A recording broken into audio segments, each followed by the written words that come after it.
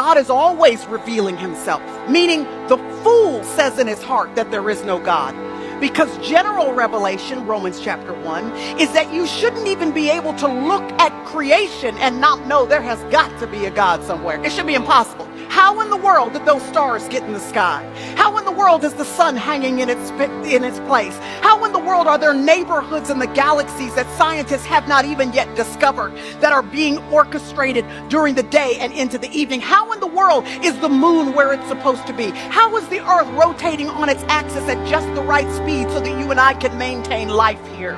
How in the world are all the nuances of the galaxies being sustained? How is the ocean being held back from the earth? The only way is if there's a God somewhere. General revelation is that God is always speaking to humankind, believers or not. The fool says in his heart, there is no God. But if you're like me, you're grateful for general revelation, but you want more than that. You want personal information. You want insight. You want what the old preachers used to call the illumination of the scriptures. That's where you're reading through a passage you've read 1,000,000 times before, but on that day, it's like the Holy Spirit takes out a highlighter and causes it to leap up off the page and grip you. That's the best way I can explain it. It's a gripping in your soul where you know that that verse you've read before matters for you today.